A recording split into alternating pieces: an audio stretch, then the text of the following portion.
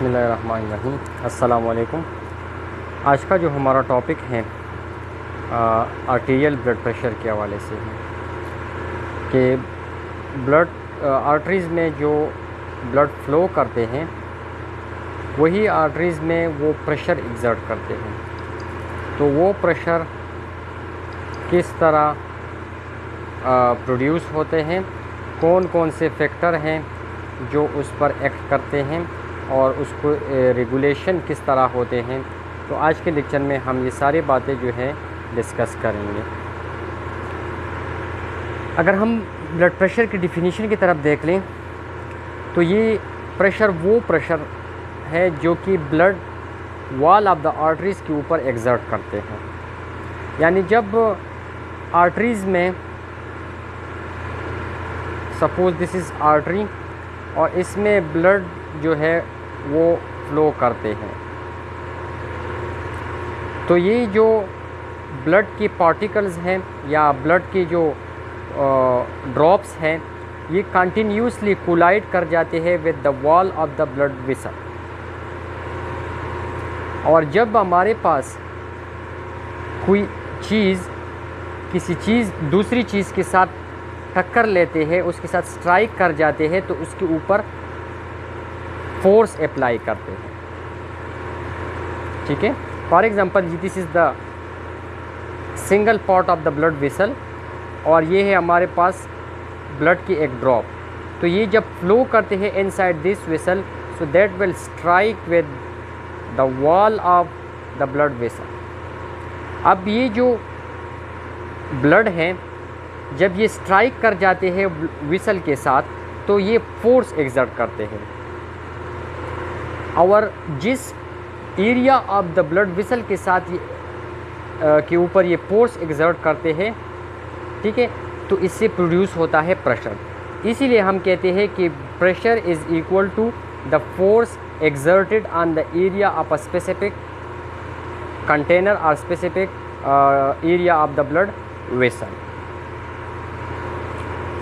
अब arterial blood pressure की जब हम बात करते हैं तो आर्टीरियल ब्लड प्रेशर वही है जो कि आर्टरीज़ के अंदर ब्लड एक्सर्ट करते हैं on the wall of the blood vessel. This pressure is called arterial blood pressure. Arterial blood pressure को हम 4 डिफरेंट टर्मिनोलॉजीज़ में एक्सप्रेस करते हैं। एक है हमारे पास सिस्टोलिक, डायस्टोलिक, पल्स और मीन आर्टीरियल। अब देखते हैं कि ये 4 different types of blood pressure जो है ये क्या है। तो पहले आते हैं टुवर्ड द सिस्टोल। सिस्टोल हम कहते हैं कि जब हार्ट कंट्रैक्ट होते हैं तो इसको हम कहते हैं सिस्टोल। तो जब हार्ट कंट्रैक्ट होते हैं और उसी दौरान आर्टरीज़ में जो ब्लड का प्रेशर होता है that is called systolic blood pressure. और नॉर्मली हमारे पास सिस्टोलिक ब्लड प्रेशर है एवरेज 120 है,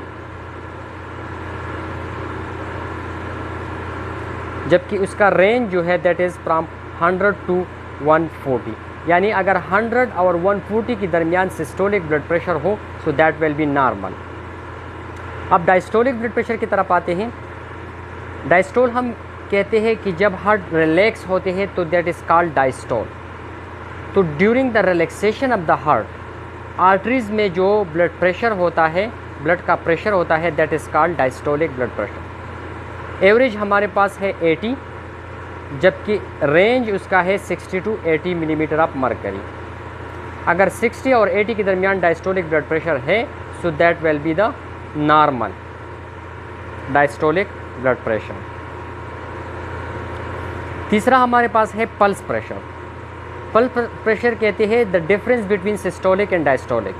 अगर हम सिस्टोलिक ब्लड प्रेशर से डायस्टोलिक को माइनस कर लें सो that will be the pulse pressure. For example हमारे पास सिस्टोलिक ब्लड प्रेशर है 120 और डायस्टोलिक है 80। तो हम अगर 120 से माइनस कर ले so that will be the 40। इसी तरह आप डिफरेंट ब्लड प्रेशर से आप पल्स प्रेशर मालूम कर सकते हैं by subtracting diastolic from the systolic. Mean arterial pressure क्या है? This is the average of all pressure existing in the arteries. क्योंकि आर्टरीज़ में कुछ आर्टरीज़ में प्रेशर ज़्यादा होते हैं, कुछ आर्टरीज़ में कम होंगे, कुछ आर्टरी का ल्यूमेन जो है वो ज़्यादा है, कुछ का कम है, तो हमें पता नहीं चलता कि कौन सी आर्टरी में प्रेशर ज़्यादा होगी, कौन सी में कम होगी, या ओवरऑल बॉडी का जो ब्लड प्रेशर है वो क्या होगी। तो इसलिए हम कैलकुलेट करते हैं मीन आर्टीरियल प्रेशर को। मीन आर्टीरियल प्रेशर हमें तमाम आर्टीरियल सिस्टम के अंदर जो प्रेशर ऑफ द ब्लड होता है उसका एवरेज देगा। अब नॉर्मली जब हम एवरेज की बात करते हैं तो एवरेज हम कहते हैं sum of all pressure divided by the number of arteries, लेकिन इसको हम कहते हैं arithmetic mean, sum of all data divide by number of data. लेकिन यहाँ पर जो मीन आर्टीरियल प्रेशर की हम बात करते हैं that is not arithmetic mean of systolic and diastolic, बल्कि इसका अपना एक फार्मूला है। वो फार्मूला क्या है? That is the diastolic pressure plus 1/3 of the pulse pressure. For example आपके साथ है डायस्टोलिक प्रेशर 80 और सिस्टोलिक प्रेशर है, suppose we have systolic pressure of 120 and diastolic pressure है आपके साथ 80। तो सबसे पहले अपनी पल्स प्रेशर मालूम करना है। पल्स प्रेशर बराबर है हमारे पास systolic minus diastolic, that is equal to 40। इस कंडीशन में अब मीन आर्टीरियल प्रेशर क्या है? डायस्टोलिक प्रेशर जो कि हमारे पास 80 है plus 1/3 of the pulse pressure. Pulse pressure हमारे पास है 40। तो अगर इसको हम कैलकुलेट कर ले so that will be 13.3 which is equal to 93.3।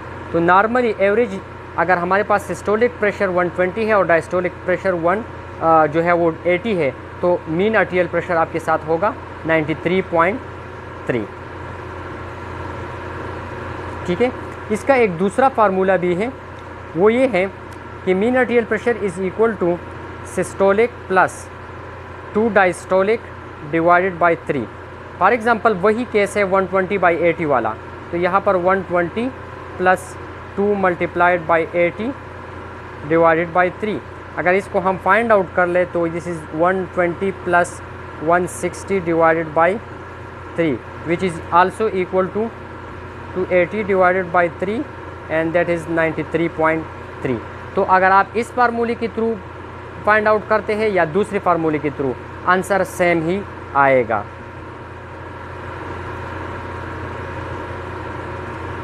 अब फिजियोलॉजिकली यानी नॉर्मल कंडीशन में बॉडी के अंदर ब्लड प्रेशर कब इंक्रीज़ होगा और कब डिक्रीज़ होगा, वेरिएशन किस तरह आएंगे? तो वेरिएशन आते हैं with the age. Age is directly proportional to the blood pressure. अगर एज ज़्यादा है तो ब्लड प्रेशर ज़्यादा होगा, अगर एज कम है तो ब्लड प्रेशर कम होगा। इसका रीज़न क्या है? रीज़न ये है कि जैसी उम्र बढ़ते जाते हैं तो आर्टरीज़ के वॉल जो है वो हार्ड हो जाते हैं, जिसकी वजह से फोर्स ज़्यादा एक्सर्ट होते हैं उनमें। दूसरा रीज़न ये है कि जो ल्यूमेन ऑफ द आर्टरी है वो with the passage of time it become narrow, area जो है उसका कम हो जाता है। और हमने पढ़ा था कि pressure is equal to force divided by A. It's mean कि प्रेशर और एरिया का रिलेशन इनवर्स है। तो एरिया अगर कम हो जाते हैं तो प्रेशर ज़्यादा होगा, इसीलिए ओल्ड एज में ब्लड प्रेशर ज़्यादा होगा। दूसरा है सेक्स, जेंडर। फीमेल में मेल की बनिस्बत blood pressure 5 millimetre of mercury ज़्यादा होगा। अगर दो इंडिविजुअल है हमारे पास, एक मेल है और दूसरा फीमेल है, दोनों का एज सेम है, तो उसी सेम एज ऑफ इंडिविजुअल में मेल का ब्लड प्रेशर जो है वो 5 मिलीमीटर ऑफ मरकरी ज़्यादा होगा as compare to the female. For example male का ब्लड प्रेशर है 120 तो फीमेल का होगा 115। ठीक है, अगर हम दूसरी फैक्टर को एक्सक्लूड कर लें। लेकिन मेनोपॉज के बाद जब मेंस्ट्रुअल साइकिल ख़त्म हो जाते हैं तो फीमेल और मेल दोनों का ब्लड प्रेशर सेम हो जाते हैं।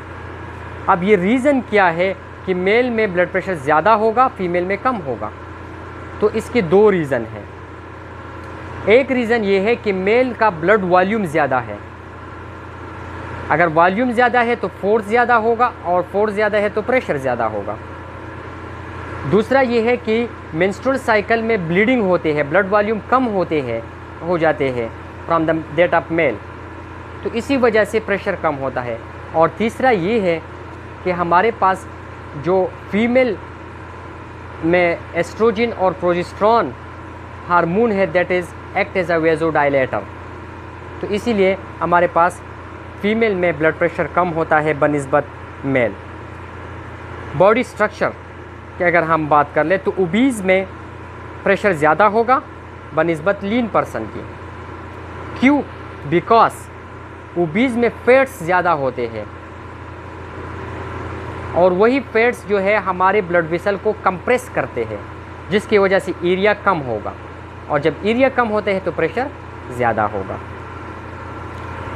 Diurnal variation, during day and night time में भी ब्लड प्रेशर के अंदर चेंजेस आते हैं। Early at the morning, Noon time और इवनिंग टाइम में blood pressure low, maximum and low होता है, यानी मॉर्निंग में ब्लड प्रेशर लो होगा, दोपहर में ब्लड प्रेशर मैक्सिमम होगा और इवनिंग में फिर कम होगा।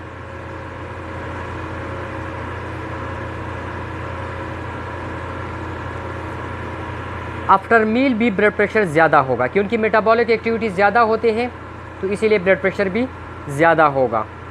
ड्यूरिंग स्लीप, जब सो जाते हैं बंदा तो उसका ब्लड प्रेशर 15 to 20 मिलीमीटर कम होगा।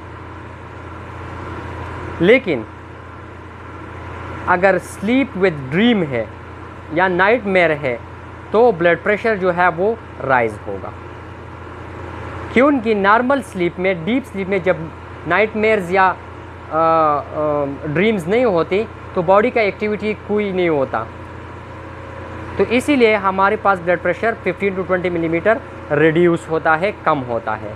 लेकिन स्लीप के दौरान ए बॉडी की एक्टिविटीज़ हो रहे होते हैं तो इसीलिए ब्लड प्रेशर स्लाइटली इंक्रीज़ होते हैं। इमोशन में ब्लड प्रेशर ज़्यादा होगा क्योंकि सिंपैथेटिक एक्टिविटी ज़्यादा होते हैं और sympathetic activity increase blood pressure, इसलिए हम कहते हैं कि इमोशन इज़ डायरेक्टली प्रोपोर्शनल। और सेम एक्सरसाइज कंडीशन में भी ब्लड प्रेशर ज़्यादा होगा। पैथोलॉजिकली जब ब्लड प्रेशर में चेंज आते हैं तो उसको हम हाइपरटेंशन या हाइपोटेंशन कहते हैं। हाइपरटेंशन कहते हैं इंक्रीज़ इन ब्लड प्रेशर। अब कितना इंक्रीज़ इन ब्लड प्रेशर को हम हाइपरटेंशन कहेंगे?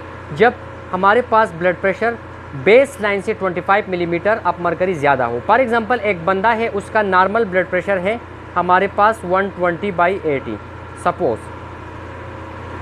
तो अगर इस ब्लड प्रेशर में 25 मिलीमीटर ऑफ मरकरी चेंज आते हैं, इंक्रीज़ आते हैं, फॉर एग्जांपल या तो सिस्टोल में आएगा 145/80 हो गया तो दैट इज़ हाइपरटेंशन, या हमारे पास ये नॉर्मल है 120 है लेकिन डायस्टोलिक जो है दैट इज़ 25 मिलीमीटर इंक्रीज़ 105 हो गया, सो दैट इज़ हाइपरटेंशन। या दोनों में 25 मिलीमीटर चेंज आएगा या सिंगल में आएगा, लेकिन जब 25 मिलीमीटर ऑफ मरकरी चेंज आते हैं तो दैट इज़ कॉल्ड हाइपरटेंशन।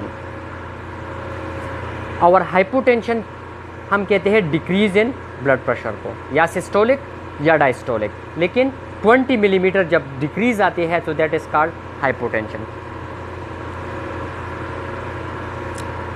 अब कौन सी फैक्टर है जो कि ब्लड प्रेशर को या इंक्रीज़ करेगा या डिक्रीज़ करेगा, यानी उसके ऊपर उसका असर होगा, तो इसको हम कहते हैं factor affecting on blood pressure.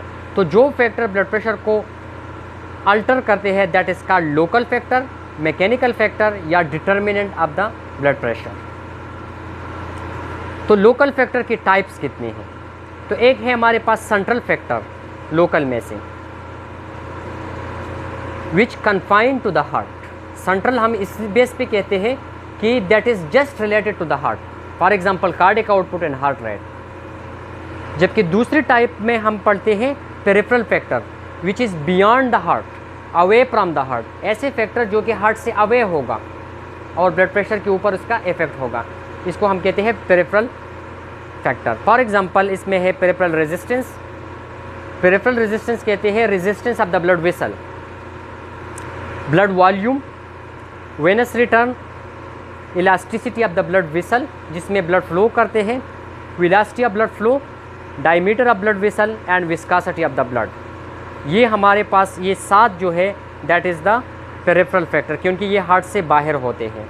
जबकि cardiac output and heart rate that is directly related to the heart, so इसलिए हम इसको सेंट्रल फैक्टर कहते हैं। अब ये जो फैक्टर्स है हमने सेंट्रल फैक्टर भी डिस्कस किए और पेरिफेरल भी किए, ये दोनों में से कौन सी ऐसे फैक्टर है जो कि ब्लड प्रेशर को इंक्रीज़ करेगा और कौन सी ऐसे फैक्टर है जो कि ब्लड प्रेशर को डिक्रीज़ करेगा, यानी उसके साथ इनवर्सली रिलेशन होगा। तो यहाँ पर इस टेबल में दिया गया है कि वो फैक्टर जो कि ब्लड प्रेशर के साथ डायरेक्टली रिलेटेड है, दैट इज़ कार्डिक आउटपुट। अगर कार्डिक आउटपुट ज़्यादा है तो हार्ट ब्लड प्रेशर ज़्यादा होगा। इस तरह हार्ट रेट भी, पेरिफेरल रेजिस्टेंस भी, ब्लड वॉल्यूम भी, venous return, velocity of blood flow and viscosity of blood, ये 7 जो है that is directly proportional to the heart rate blood pressure. अगर ये इंक्रीज़ होते हैं तो ब्लड प्रेशर भी इंक्रीज़ होगा। जबकि 2 ऐसे फैक्टर्स हैं इनमें से कि जो inverse related to the heart rate है, यानी वो फैक्टर अगर इंक्रीज़ होते हैं तो ब्लड प्रेशर डिक्रीज़ होगा, और वो फैक्टर है elasticity of the blood vessel and diameter of the blood vessel. अगर elasticity of the blood vessel increase होते हैं तो ब्लड प्रेशर कम होगा, अगर diameter of the blood vessel increase होते हैं तो ब्लड प्रेशर कम होगा। यहाँ पर एक एग्जांपल दिया गया है कि ब्लड वॉल्यूम किस तरह जो है ब्लड प्रेशर को इंक्रीज़ करते हैं, डायरेक्ट रिलेटेड है। तो अगर आपके साथ ब्लड वॉल्यूम ज़्यादा होगा तो blood return to the heart वो ज़्यादा होगा, प्रीलोड जिसे हम कहते हैं, या वेनस रिटर्न जिसे हम कहते हैं, वो इंक्रीज़ होगा। तो इसके साथ वेंट्रिकुलर फिलिंग, राइट वेंट्रिकल की फिलिंग भी ज़्यादा होगी और साथ ही लेफ्ट वेंट्रिकल की भी, यानी वेंट्रिकल की तरफ ब्लड ज़्यादा आएगा। तो जब वेंट्रिकल में ब्लड ज़्यादा है तो कंट्रैक्शन के दौरान ज़्यादा ब्लड जो है वो जाएगा टुवर्ड द आर्टरीज़, ठीक है। अब अगर आपके पास आर्टरीज़ में ब्लड ज़्यादा है, बहुत ज़्यादा है, तो striking with the blood vessel wall भी ज़्यादा होगा, force exerted on the blood vessel wall भी ज़्यादा होगा, और force is directly proportional to the pressure, तो ब्लड प्रेशर आपका ज़्यादा होगा। अब बॉडी में कौन सी ऐसी मैकेनिज़्म है जो कि ब्लड प्रेशर को रेगुलेट करते हैं, अगर इंक्रीज़ हो जाते हैं तो उसको किस तरह नॉर्मल में ले आते हैं, या डिक्रीज़ हो जाते हैं तो किस तरह नॉर्मल करते हैं। तो हमारे पास 4 डिफरेंट मैकेनिज़्म है जिसके थ्रू ब्लड प्रेशर रेगुलेट होते हैं। One is the nervous mechanism, यानी नर्वस सिस्टम से जो कंट्रोल होता है, नर्वस सिस्टम से ये कंट्रोल होगा थ्रू वेजोमोटर सेंटर। जिस तरह हार्ट रेट वो रेगुलेट करते हैं, इसी तरह ब्लड प्रेशर भी रेगुलेट करेगा। और दूसरा इम्पल्सेस, सेंसरी इम्पल्सेस जो कि पेरिफेरल वेसल से जाएंगे टुवर्ड द वेजोमोटर सेंटर, उसी से कंट्रोल होगा।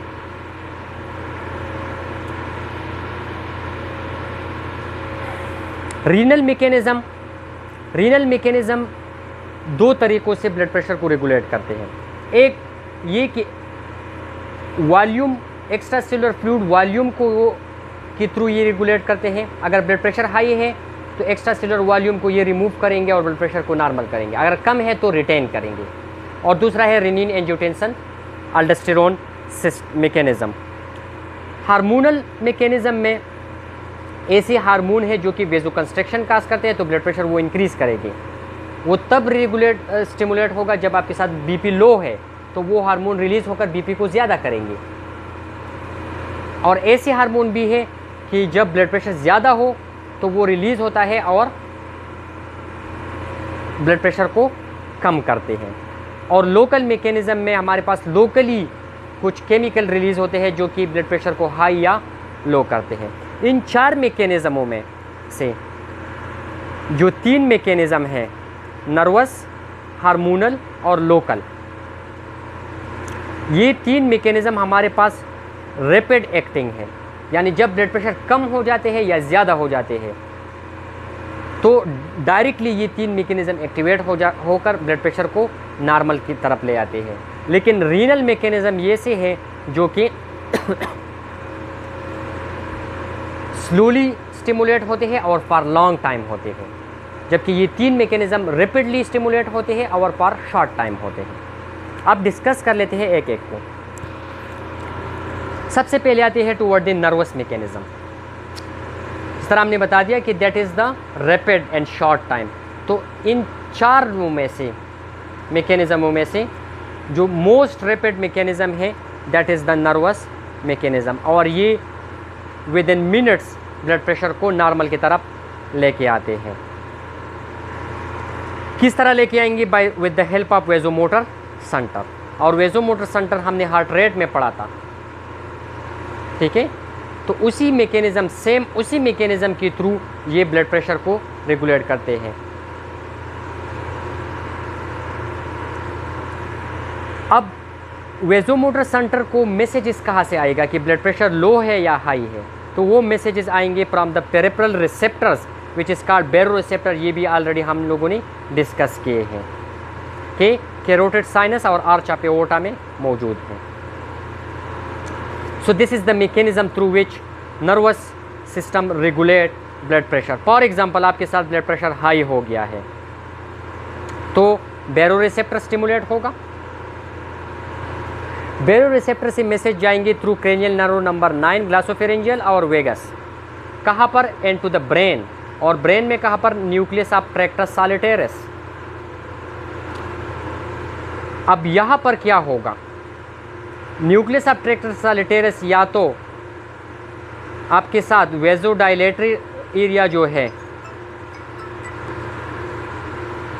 वेजोडाइलेटर एरिया को वो स्टिमुलेट करेंगे और वेजो कंस्ट्रिक्टर एरिया को इनहिबिट करेंगे। अब वेजो कंस्ट्रिक्शन क्या करते हैं? ब्लड प्रेशर को हाई करते हैं, क्योंकि हमने पढ़ा कि resistance is directly proportional to blood pressure. अगर रेजिस्टेंस ज़्यादा है तो ब्लड प्रेशर ज़्यादा होगा, तो वेजो कंस्ट्रिक्शन में रेजिस्टेंस ज़्यादा होता है। अब आपके साथ अगर वेजो कंस्ट्रिक्शन होगा तो ब्लड प्रेशर इंक्रीज़ होगा, लेकिन बीपी ऑलरेडी हमारे पास हाई है, हम लो करना चाहते हैं, तो हमें वेजो कंस्ट्रिक्शन को ख़त्म करना होगा। इसीलिए वेजो कंस्ट्रिक्टर एरिया ब्लॉक हो जाते हैं और अपोजिट रिएक्शन स्टार्ट होता है, दैट इज द वेजोडाइलेशन। तो पेरिफेरल रेजिस्टेंस आपके साथ कम होगा।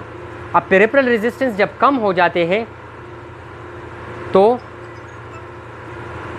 पेरिफेरल रेजिस्टेंस जब कम हो जाते हैं तो आपका जो वेगल टोन है दैट विल इंक्रीज, यानी पैरासिम्पैथेटिक एक्टिविटी यहाँ पर ज़्यादा होगा। और पैरासिम्पैथेटिक एक्टिविटीज़ हमने कार्डिक आउटपुट और हार्ट रेट दोनों में पढ़ा था कि that cause bradycardia and decrease in heart rate. और हमने पिछली स्लाइड में डिस्कस किया कि heart rate and cardiac output is directly proportional to blood pressure. अगर हार्ट रेट और कार्डिक आउटपुट कम होता है तो ब्लड प्रेशर कम होगा। तो यहाँ पर हार्ट रेट भी कम है और कार्डिक आउटपुट भी कम है तो ब्लड प्रेशर हमारा कम होगा, यानी पहला हाई था यहाँ पर, अब कम हो गया तो इट बिकम नॉर्मल। अब रीनली यानी किडनी किस तरह ब्लड प्रेशर को रेगुलेट करते हैं? अगर हाई है तो उसको कम किस तरह करते हैं, अगर कम है तो ज़्यादा किस तरह करते हैं? So it is long term regulation, slowly activate होता है लेकिन फॉर लॉन्ग टाइम ये प्रेजेंट होता है in the purpose of regulation of arterial blood pressure.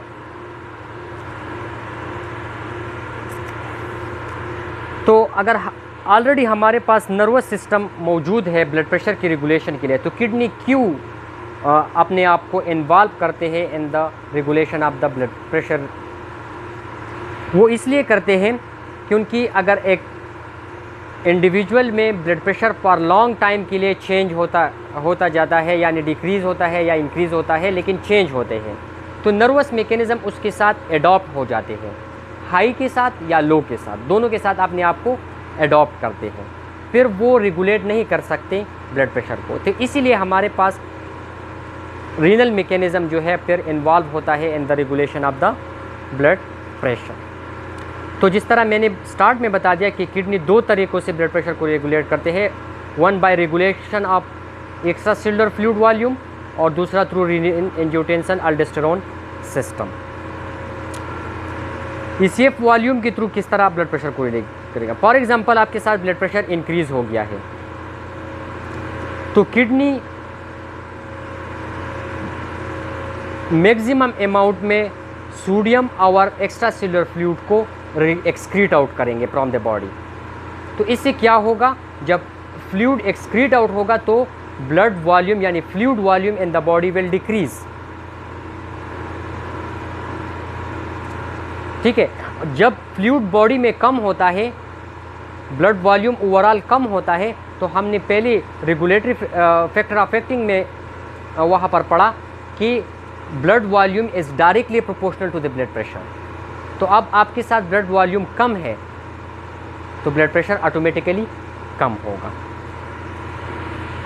यहाँ पर दो टर्म्स यूज़ होते हैं, एक को कहते हैं प्रेशर डायूरेसिस और दूसरे को कहते हैं प्रेशर नाइट्रियूरेसिस। प्रेशर डायूरेसिस कहते हैं excretion of large quantity of water and urine because of increase blood pressure. अगर आपके साथ ब्लड प्रेशर इंक्रीज हो चुका है और उस हाई ब्लड प्रेशर की वजह से किडनी मैक्सिमम अमाउंट में फ्लूइड को एक्सक्रीट करते हैं, so that is called pressure diuresis. और इसी हाई ब्लड प्रेशर की वजह से अगर मैक्सिमम अमाउंट में सोडियम एक्सक्रीट आउट होते हैं from the kidney, so that is called pressure natriuresis. तो दोनों कंडीशन में अगर सोडियम लॉस होता है एलॉन्ग, तो इसके साथ वाटर भी लॉस होगा और एक्स्ट्रा सेलुलर फ्लूइड वॉल्यूम कम होगा, जिसकी वजह से हाई ब्लड प्रेशर बिकम लो यानी नॉर्मल की तरफ आएगा। इसकी अपोजिट कंट्रास्ट में अगर ब्लड प्रेशर कम है तो ये प्रोसेस अपोजिट होगा।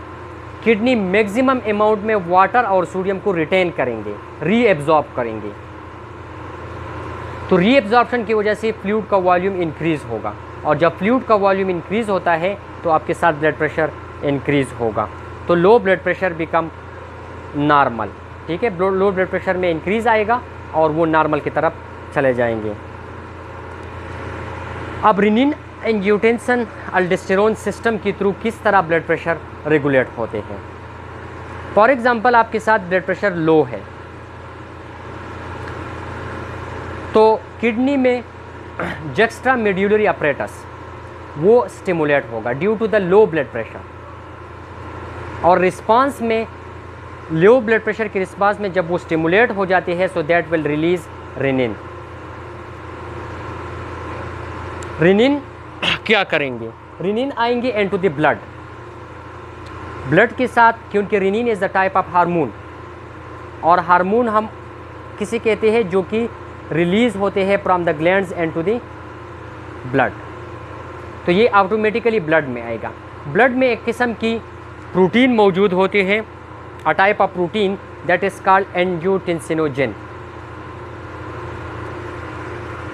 तो रेनिन इस एंजियोटेंसिनोजन पर एक्ट करके उसको कन्वर्ट करेंगे इनटू द एंजियोटेंसिन 1। एंजियोटेंसिनोजन याद रखिए कि that is the inactive form. जब रेनिन इस पर एक्ट करते हैं so that become angiotensin 1 which is the active form. अब ये एंजियोटेंसिन 1 जो है ब्लड में होगा और blood through out the body circulate करेंगे। जब यही ब्लड जिसमें एंजियोटेंसिन 1 मौजूद है ये लंग्स की तरफ जाते हैं, तो लंग्स में वहाँ पर एक एंजाइम रिलीज़ होता है that is called angiotensin converting enzyme. वही एंजियोटेंसिन कन्वर्टिंग एंजाइम जो कि लंग्स से रिलीज़ होते हैं that will convert angiotensin 1 into the angiotensin 2। अब एंजियोटेंसिन 2 का फंक्शन क्या है। एंजियोटेंसिन 2 जो है दैट काज वेजो कंस्ट्रक्शन, और वेजो कंस्ट्रक्शन में पेरिफेरल रेजिस्टेंस इंक्रीज होता है और resistance directly proportional to the blood pressure. जब रेजिस्टेंस इंक्रीज होगा तो ब्लड प्रेशर आपका इंक्रीज होगा।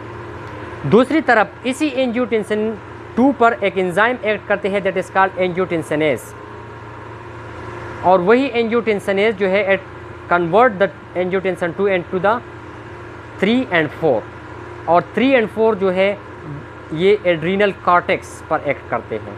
एड्रीनल ग्लैंड का जो आउटर पार्ट है एड्रीनल कॉर्टेक्स उस पर एक्ट करता है, और एड्रीनल कॉर्टेक्स रिलीज अल्डोस्टेरोन हार्मोन। अल्डोस्टेरोन जो है ये किडनी पर एक्ट करेंगे और किडनी में reabsorption of water and sodium को इंक्रीज करेंगे। जब वाटर एंड सोडियम रीएब्जॉर्ब होगा तो एक्स्ट्रा सेलुलर फ्लूइड वॉल्यूम ज़्यादा होगा, जिसकी वजह से ब्लड वॉल्यूम ज़्यादा होगा, और blood volume is directly proportional to the blood pressure, so blood pressure आपका इंक्रीज होगा। तो एक तरफ आपका ब्लड प्रेशर लो हुआ था तो इसी मैकेनिज़्म ने इसका वो लो ब्लड प्रेशर को ज़्यादा कर दिया, यानी नॉर्मल की तरफ लेके आया। अब फॉर एग्जांपल आपके साथ ब्लड प्रेशर हाई है तो क्या होगा? तो जब ब्लड प्रेशर हाई है तो जक्स्ट्रा मेड्यूलरी अपरेटस स्टिमुलेट नहीं होगा, रेनिन रिलीज़ नहीं होगा, एंजियोटेंसिन 1 नहीं बनेंगी, वेजोकंस्ट्रिक्शन नहीं होगा और ब्लड वॉल्यूम ज़्यादा नहीं होगा, तो आपका ब्लड प्रेशर हाई से लो की तरफ जाएंगे। अब हार्मोनल सिस्टम किस तरह ब्लड प्रेशर को रेगुलेट करते हैं? तो वो हार्मोन जो कि ब्लड प्रेशर को इंक्रीज़ करेंगे वो है हमारे पास एड्रेनलिन एंड नॉर एड्रेनलिन, ठीक है, क्योंकि ये वेजोकंस्ट्रक्शन करते हैं। Thyroxine, अल्डोस्टेरोन, vasopressin, angiotensin and serotonin, ये हार्मोन जो है 7 type of hormone that increase the blood pressure, और हम ये हार्मोन जो है ऑलरेडी डिस्कस किए हैं फर्स्ट सेमेस्टर में। अब दूसरी तरफ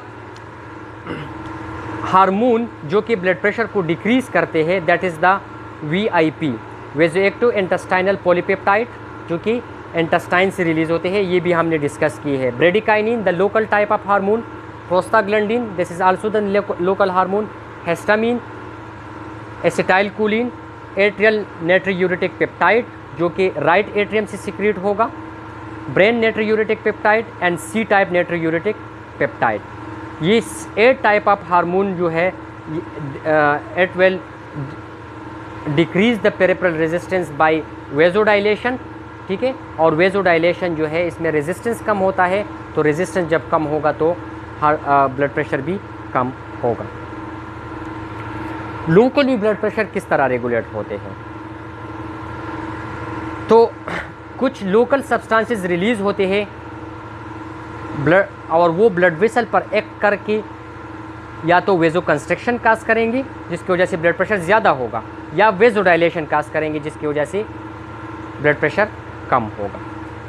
तो जो सब्सटेंसेस वेजोकंस्ट्रिक्शन काज करते हैं वो एक्चुअली हमारे पास ब्लड वेसल की जो एंडोथेलियल लेयर होता है, जो इनर लेयर उसका होता है, उससे रिलीज़ होता है। And that factors is called endothelium derived constructing factor. नाम से जाहिर है कि ये एंडोथेलियम से डिराइव हुए हैं और ब्लड वेसल को कंस्ट्रक्ट करेंगे, इसलिए हम एंडोथेलियल डिराइव्ड कंस्ट्रक्टिंग फैक्टर कहते हैं इसको। एंडोथेलियल डिराइव्ड कंस्ट्रक्टिंग फैक्टर में हमारे पास है एंडोथेलिन 1, एंडोथेलिन 2 और एंडोथेलिन 3। ये जो एंडोथेलिन है हमारे पास 3 टाइप्स की, that is basically the protein. और ये किस तरह वेजोकंस्ट्रक्शन काज करते हैं? By activating an enzyme called phospholipase, ठीक है। फास्फोलाइपेज जो है उसको एक्टिवेट करते हैं, जो कि थ्रोम्बोऑक्सिन A2 और प्रोस्टासाइक्लिन को डिक्रीज़ करेंगे, यानी विस्कोसिटी ऑफ द ब्लड जो है उसको डिक्रीज़ करेंगे। और जब viscosity of the blood decrease होगा so force acting on the blood vessel wall जो है वो कम होगा, यानी रेजिस्टेंस जो है वो कम होगा। तो आपके साथ रेजिस्टेंस जो है वो ज़्यादा होगा and that will lead to the increase in blood pressure. तो अब थ्रोम्बोऑक्सिन A2 हमने हीमोस्टेसिस यानी फर्स्ट सेमेस्टर में हमने डिस्कस किया था कि ये ब्लड को क्लॉट करते हैं, यानी विस्कोसिटी को ये इंक्रीज़ करेंगे, ठीक है। मैं रिपीट करता हूँ अपनी बात को, लेट मी करेक्ट, कि फॉस्फोलाइपेज जो है वो थ्रोम्बोऑक्सिन A2 को इंक्रीज़ करेंगी जिसकी वजह से विस्कोसिटी इंक्रीज़ होगा। जब viscosity of the blood increase होगा तो force acting on the blood vessel wall जो है वो इंक्रीज़ होगा, यानी रेजिस्टेंस उसमें ज़्यादा प्रोड्यूस होगा जिसकी वजह से ब्लड प्रेशर हाई होगा। अब ऐसे कौन से सब्सटेंसेस हैं लोकली जो कि वेजोडाइलेशन काज करते हैं? तो वो हमारे पास 2 किस्म के सब्सटेंसेस हैं।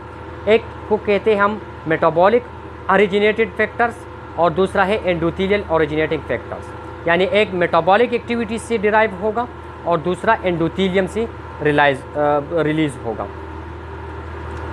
तो वो फैक्टर जो कि एंडोथेलियम से रिलीज़ होते हैं and that cause the vasodilation is nitric oxide. Nitric oxide जो है वो एंडोथेलियम से रिलीज़ होते हैं एंड दैट काज वेजोडाइलेशन, यानी ब्लड प्रेशर को डिक्रीज़ करेंगे। और मेटाबॉलिक एक्टिविटी से जो प्रोडक्ट रिलीज़ होते हैं, प्रोड्यूस होते हैं एज अ बाई प्रोडक्ट, वो हमारे पास भी ब्लड प्रेशर को डिक्रीज़ करेंगे by vasodilation, and that include carbon dioxide, lactic acid, hydrogen ion and adenosine, that will cause vasodilation, and vasodilation में आपका ब्लड प्रेशर कम होगा। आप ब्लड प्रेशर को किस तरह मेजर करेंगे? तो first time blood pressure was measured in the horse in 1733 by Stephen Hales. Blood pressure को हम दो तरीक़ों से ह्यूमन में मेजर करते हैं।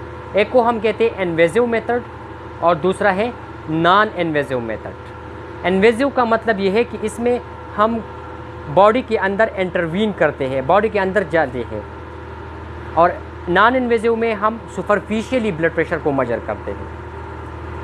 तो इन्वेजिव में हम एक कैनोला जो है आर्टरी के अंदर पास करेंगे, और वो कैनोला जो है वो ट्रांसड्यूसर के साथ कनेक्ट होगा, और वो ट्रांसड्यूसर आपको ग्राफिकल फॉर्म में या न्यूमेरिकल फॉर्म में जो है ब्लड प्रेशर को जो है डिस्प्ले करेंगे इन द मॉनिटर। अब इन्वेजिव मेथड हम कब यूज़ करेंगे? जब हमारे पास बहुत क्रिटिकल कंडीशन हो। इसमें हमें एवरी बीट में जो ब्लड प्रेशर बॉडी के अंदर मौजूद होता है, ब्लड वेसल्स के अंदर, वो हमें शो करता है। बीट टू बीट जब हम ब्लड प्रेशर को मालूम करना चाहते हैं तो हम इन्वेजिव मेथड यूज़ करेंगे। लेकिन अगर हमें इंटरमिटेंट चाहिए विद एपिसोडिक रीडिंग, सो फिर हम नॉन इन्वेजिव यूज़ करेंगे, जो हम रूटीन में हम यूज़ करते हैं। अब नॉन इन्वेजिव में हमारे पास जो अपरेटस यूज़ होता है दैट इज़ कॉल्ड स्पेग्मोमेनोमीटर और along with the stethoscope. Principle क्या है इसका? प्रिंसिपल ये है कि जब हम स्पेग्मोमेनोमीटर का जो कफ होता है वो अपर आर्म के इर्द गिर्द वाउंड अराउंड करते हैं, उस तो प्रेशर हम उसके ऊपर अप्लाई करते हैं। तो प्रेशर अप्लाई करने की वजह से जो आर्टरीज़ होते हैं दैट विल बी ऑब्स्ट्रक्टेड, क्योंकि प्रेशर उसके ऊपर एग्जर्ट होता है। तो प्रेशर की वजह से वो आर्टरी ऑब्स्ट्रक्ट होगा, इसमें ब्लड फ्लो नहीं होंगे। जब आप प्रेशर को रिलीज़ करेंगे उससे स्लोली, तो जब प्रेशर आप रिलीज़ करेंगे और स्टेथोस्कोप को उस आर्टरी के ऊपर रखेंगे, तो during the release of the pressure ये कफ जो है ये डिफ्लेट होगा और pressure on the artery will decrease. तो एक पॉइंट इस तरह आएगा जिसमें उस पॉइंट के ऊपर आप लोगों को जो ब्लड फ्लो है वो फील होगा विद द स्टेथोस्कोप। स्टेथोस्कोप में आप लोगों को एक आवाज़ सुनाई देगा, वो आवाज़ आप लोगों को ये इंडिकेट करेंगे कि ब्लड फ्लो इज स्टार्टेड। ठीक है, तो उस ब्लड प्रेशर को हम मेजर करेंगे। फिर जब आप प्रेशर को और रिलीज़ करेंगे तो ब्लड फ्लो विल नॉर्मल जो है नॉर्मल की तरफ आएंगे, और जिस पॉइंट पे आपका ब्लड फ्लो बिल्कुल नॉर्मल हो जाते हैं, लिमिनर हो जाते हैं, तो वो आवाज़ जो है ख़त्म हो जाएंगे। So that blood pressure is called diastolic blood pressure. जो पहला वाला ब्लड प्रेशर था जब आपका जो साउंड है वो नहीं था और जो सडनली साउंड स्टार्ट हुआ during the release of the pressure, that is systolic, और जब साउंड ख़त्म हो गया तो दैट इज़ द डायस्टोलिक। अब ये जो साउंड प्रोड्यूस होते हैं that is called Korotkoff sound.